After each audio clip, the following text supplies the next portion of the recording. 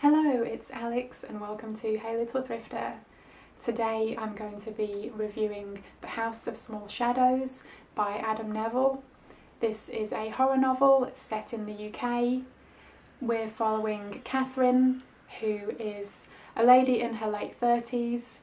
She used to live in London, but following some kind of incident, she ended up losing her job and she moved out of the city.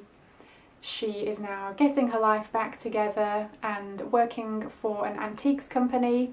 Catherine's boss is contacted by Edith Mason, who is the niece of the late M.H. Mason. He was a local eccentric and known for his taxidermy.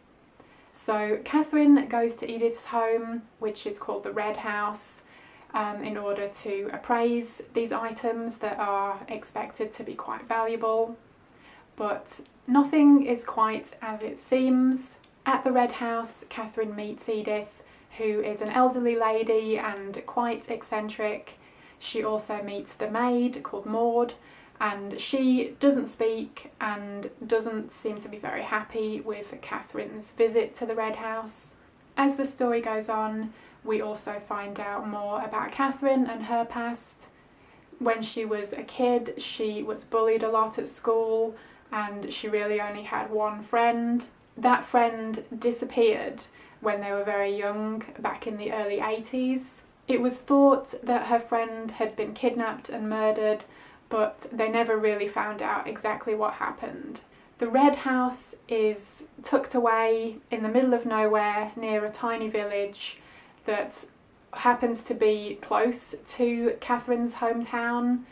So this is bringing back a lot of memories for her, and she's trying to remember exactly what happened in that time.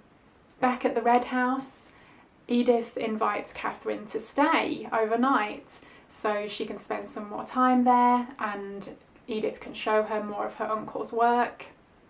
But again, things don't quite pan out that way, and although Catherine doesn't really want to stay, she feels obliged to, because just think how great this gig is going to be with getting all of these important and valuable works out into the world and available for auction. Just think of the attention that's going to give to her and the antiques company that she works for. There are some strange goings on at the house. She sees what she thought was a child at a window, but when she questions Edith about that, she says she must be imagining things.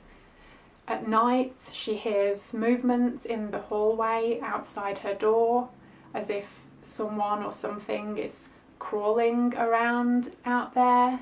The more time Catherine spends at the Red House, the more frustrated she is getting, because Edith keeps promising that she's going to be able to look at all of the pieces in her own time, take photographs and notes so she can appraise the items, but instead Edith insists on telling her weird stories about her childhood and making her watch puppet shows. This was a brilliant story. It was creepy, disturbing, atmospheric. We have taxidermy, we have antique dolls, we have puppets. The way Mason's taxidermy was described made me think of a combination of Walter Potter's anthropomorphic taxidermy and the Chapman brothers' nightmare hell landscapes.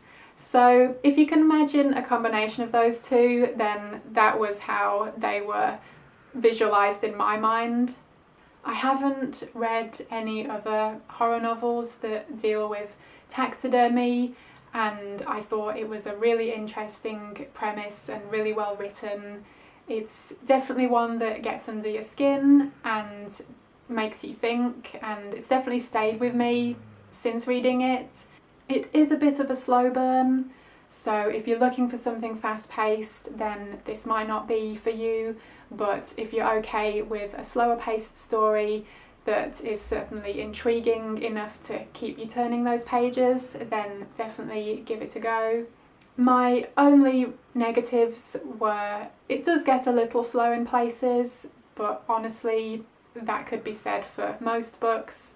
The other slight negative for me was that certain things are left unresolved, which normally I don't mind. I'm totally okay with things being a bit ambiguous, and I don't need everything to be spelled out to me, but there were a few elements in this case that I felt could have been a bit better explained or resolved in some way. But overall I still really enjoyed it, and I guess these elements were the ones that stuck with me and made me think about it.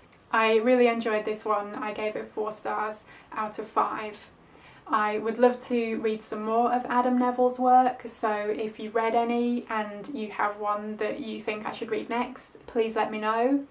Let me know if you've read The House of Small Shadows, let me know what you thought. Thank you ever so much for watching. I hope you enjoyed it, and hopefully I will see you again in my next video.